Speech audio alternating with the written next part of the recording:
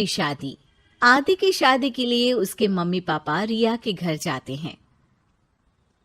अरे कैसे कर दे शादी भाई साहब, आपका बेटा तो अभी कुछ करता ही नहीं है। सुना है आगे पढ़ाई करने के लिए शहर भी जा रहा है। तभी तो भाई साहब हम चाहते हैं कि शहर जाने से पहले इसकी शादी कर दे। और कमाने का क्या है, हर कोई तो पढ़ लिख कर कमाता ही है। हाँ हाँ, और गांव का सबसे बड़ा मकान और समृद्ध परिवार से है आदि। मुझे तो समझ में ही नहीं आता, इतनी जल्दी शादी। रिया भी अभी पढ़ रही है, इतनी अच्छी है वो पढ़ाई लिखाई में, कैसे शादी कर दूं। आप लोग थोड़ा समय दे। आदि के माता पिता घर चले जाते हैं, जहां आदि के पिता कहते हैं, अरे भाग्यवान, मुझे तो समझ ही नहीं आ रहा कि तू क्यों इतनी जल्दी आदि की शादी करवाना चाहती है। पढ़ लिख कर कमाई धमाई करने लायक हो जाए तो फिर कर देना शादी। अरे आप चुप रहिए। रिया जैसी लड़कियों के लिए शादी के रिश्तों की कमी है क्या? इतनी सुंदर, संस्कारी, पढ़ी लिखी और अच्छी परवरिश वाली लड़की है वो। मैं तो छोड़ ही नहीं सकती ये रिश्ता किसी भी कीमत में। बता दे रही हूँ, रिया की शादी आदि से ना कराई ना तो मैं जहर खाकर जान दे दूंगी। पूरे गांव में नाम है उन लोगों का, नौकर चाकर कितने लगे हैं उनके घर में। अरे मेरी बेटी तो राज करेगी, राज। और इस तरह ना चाहते हुए भी रिया की शादी आदि से हो जाती है। अरे बेटी, ये ले तेरी किताबें, पढ़ाई बिल्कुल ना छोड़ना। तू तो मेरी गर्व करने वाली बहू है, बड़ा नाम है तेरा गांव में। हाँ, आखिर पसंद किसने किया है रिया को आदि के लिए? आदि को गांव की रिया इतनी पसंद नहीं होती है। अरे यार, तू तो बड़ा लक्की निकला, रिया जैसी लड़की से तेरी शादी हो गई। अरे लक्की की क्या बात है, वो भी तो मेरे जैसे लड़के की बीवी बनकर किस्मत वाली बनी है ना। अरे अब तो तू रह नहीं दे, ना तो तू कमाता है ना ही पढ़ने में अच्छा है। क्या है तुझ में? बस पैसा, और वो भी बाप का। आदि को दोस्तों की बात पर बहुत गुस्सा आता है। पिताजी, मैं शहर जाना चाहता हूँ आगे की पढ़ाई के लिए। अरे बेटा, लेकिन यहाँ की पढ़ाई तो पहले पूरी हो जाए। नहीं नहीं, अब मैं किसी भी हालत में शहर में ही रहकर पढ़ाई करूंगा। रिया को आदि का ये व्यवहार अजीब लगता है कि अचानक नई शादी के बाद आदि ऐसा क्यों बोल रहा है। खैर, आदि पढ़ाई के लिए शहर चला जाता है और रिया गांव में रहकर सास ससुर की सेवा करती और बचे वक्त में पढ़ाई। अरे देखो, दामाद जी तो शहर चले गए, हमारी बेटी बेचारी अकेली रह गई। उसे कुछ दिनों के लिए यहीं बुला लाओ ना। रिया की माँ रिया के ससुराल उसे लेने जाती है कि उसके सास ससुर कहते हैं, अरे नहीं नहीं बहन जी, हमारा मन तो रिया के बिना नहीं लगेगा। हाँ माँ, इनको तो शहर जाना ही था पढ़ाई के लिए, बस थोड़ा पहले चले गए। माँ खाली हाथ वापस आ जाती है।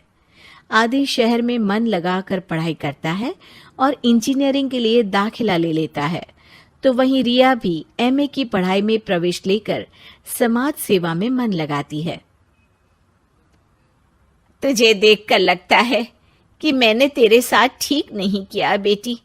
शादी तो करवा दी लेकिन पति का साथ नहीं मिला। अरे तो क्या हुआ, जैसे मैं अपने माँ पापा के साथ थी वैसे अब आप दोनों के साथ हूँ, है ना? सास खुश हो जाती है। अरे सुनो, बहू आदि लौट रहा है शहर से, वो कल आ जाएगा, तुम लोग तैयारी कर लो। रिया ये सुनकर खुश हो जाती है। वो सोच लेती है कि अब वो कुछ दिनों तक आदि के साथ क्वालिटी टाइम बिताएगी। लेकिन जब आदि घर आता है तो उसके साथ होती है एक शहर की लड़की जो जींस और टॉप में होती है। ये मेरी दोस्त है, मेरे साथ रहेगी। आदि उसे अपने मम्मी पापा से मिलवाता है लेकिन रिया से नहीं। रिया सबके लिए खाना लगाती है। अरे ये नौकरानी कितनी सुंदर है, खाना भी अच्छा बनाया है। अरे नहीं नहीं, ये नौकरानी नहीं, मेरी बहू यानी आदि की बीवी है। ये सुनकर लड़की शांत हो जाती है और आदि की तरफ देखने लगती है, फिर वहां से चली जाती है। अरे माँ, क्या जरूरत थी घर की कहानी बताने की? देखा, अब वो बुरा मान गई ना। वैसे भी मैं आप लोगों को बता देता हूं, मुझे रिया के साथ नहीं रहना। मैं शिवानी से प्यार करता हूं और उसी से शादी करूंगा। मैं रिया को छोड़ रहा हूं। आदि ये बोलकर उस लड़की के साथ शहर चला जाता है। रिया ये सब देखकर रोने लगती है, अपने कमरे में चली जाती है जहां सास ससुर उसके पीछे आते हैं। हमें माफ कर दे बेटा। वो दोनों उसके सामने हाथ जोड़ते हैं। आप लोग ऐसा क्यों बोल रहे हैं? ये तो मेरी किस्मत थी, पर अब मैंने सोचा है कि मैं भी आगे पढ़ाई करके आगे बढ़ूंगी। रिया पढ़ाई लिखाई करके पूरे जिले की कलेक्टर बनती है। आदि उसे छोड़कर शिवानी से शहर में ही शादी कर लेता है। फिर एक दिन रिया के ससुराल में, अरे बेटी रिया, तुझसे मिलने कोई आया है। कौन है माँ? हमें आपकी बहू के बारे में सब पता है।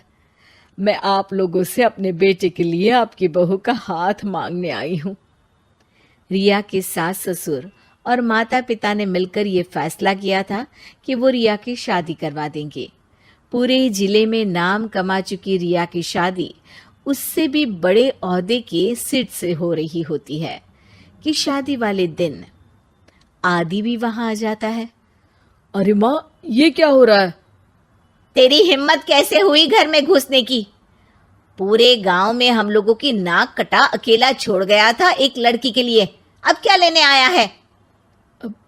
माँ, वो लड़की ठीक नहीं निकली। उसने मुझे धोखा दे दिया माँ। मैं रिया की कीमत समझ चुका हूँ। अरे इतने बड़े जिले की कलेक्टर है वो। मैं यहाँ नहीं था, फिर भी उसने आप लोगों का पूरा ध्यान रखा।